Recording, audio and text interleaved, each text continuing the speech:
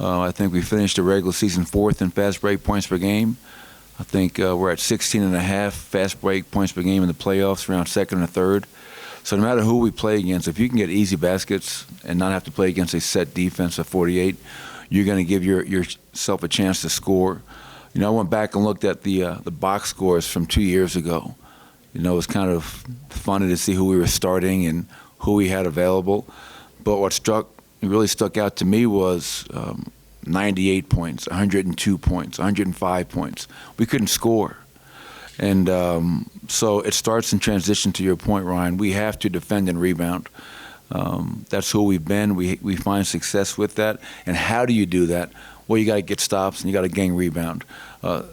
They score so easy, you can't give them the easy points. You know, they're averaging around 15 second chance points per game. You can't give them that. That's too many because they don't need that help. They're averaging, I think, 18 points on turnovers. You can't fuel their break. But for us, running is always important, and we need to get easy baskets to kind of keep the pressure on them. Coach, you played this times at the tail end of the regular season. You didn't play a lot of your lineup, but did you guys learn anything from that game or take anything away from that you can use in the series? Yeah, I mean, they played their guys. I mean, so yeah, I know we didn't play ours, but you know, they were trying to find a way to get, you know, Kevin in a rhythm. You know, he just gotten back healthy, and so we saw their, you know, full complement of players, and you know, we did a lot of different things defensively, threw a lot of different things at them, and you know, we can use some of that going into this series and see how it works with our main guys. But yeah, I think every game is an opportunity to learn something about yourself, but also your opponent.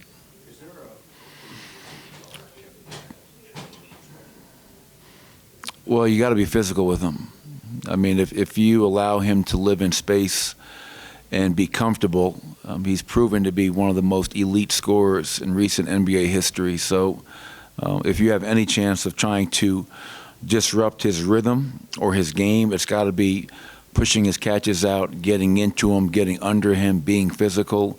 And we know full well, you know, we can't guard guys like Kevin Durant and Devin Booker the same way for 48 minutes over 7 games.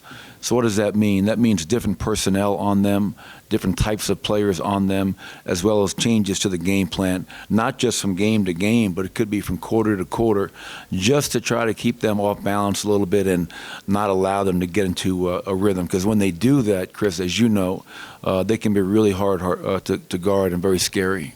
What are the things that you see from Chris Paul now compared to earlier? He's had such a wide-ranging career. What are the things that you see now? What are the same things that you see now that you saw at the beginning of his career are still there? Well, the leadership and competitive nature is never going to, I mean, he'll be 55 years old playing in a rec league back in North Carolina, and he's going to be the same guy.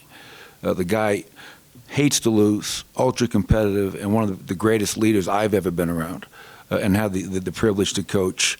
So that doesn't change. But as you get a little bit older and maybe you don't have the same quickness, whatever, but his IQ, his ability to use his body, change speeds, make all of his teammates better. It's just incredible to watch him, his career, and to your point, Matt, how no matter what stage of his career, he still finds a way to impact winning at a high level. And then what does that mean? That means he's one of the greatest to ever do it at his position. Coach, when you were fouled, you guys, I think, averaged around 18, 19 fouls in the regular season. You went up to 23 just in that series with them. So how do you get back to their numbers, the 18, 17 numbers, playing against a team that... Go down the hall and ask the refs. Don't ask me. Well, I think, you know, each game, each series is refereed a little bit differently. I felt that Minnesota series was a physical series, and I'm okay with the increase in fouls because that, to me, I thought we were really physical in that series. I felt exactly what we wanted to. We wanted to make them feel us, push them off their spots, not allow Karl Anthony Towns to get comfortable. Anthony Edwards. Now, obviously, there were definitely examples of us fouling unnecessarily or reaching and not doing what we wanted to. And that's going to be really important, I think, because the most important part of your question is Kevin Durant's getting there 9 times a game right now. Devin Booker's getting there 7 times a game. As a team, they're getting there, I think, 29 times a game. So we do not want to put their elite free throw shooters on the foul line that many times again. So being smart within your physicality and obviously adjusting to how the game is being called. Coach, what have you seen in terms of Kevin Durant's impact on Devin Booker? Obviously, Book's a great scorer, but how have you seen Durant's arrival kind of make life easier? Well, I mean, you put a great player next to anybody, it's going to be easier. I mean, Devin Booker is a great player in his own right, a guy that can go out there and get 50 on any given night. And when you put a guy like Kevin Durant next to him, it makes it that much easier because, all right, who are you going to help off of? When you have 2 guys of that, that value and that type of talent, it's just, the spacing out there is a lot more open for guys to go to work and do their thing. So what Devin Booker did in the first round is incredible. I mean, 37 points, but the efficiency in which he did that is incredible. And obviously, he's capable of that, but the arrival of Kevin Durant, I'm sure, has made the floor a lot more open and the driving lanes that much more open because he's got guys that can make shots, and it puts a lot more pressure on the defense. Coach, you said you went back and looked at box scores from 2 years ago.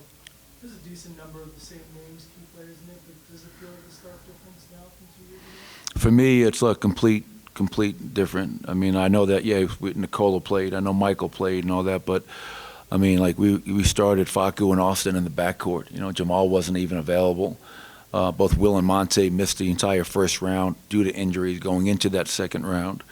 And same thing for them. They have new faces as well. So I know that was one of the questions, do we use 2 years ago as motivation? Not at all. Our motivation is the moment, today, now.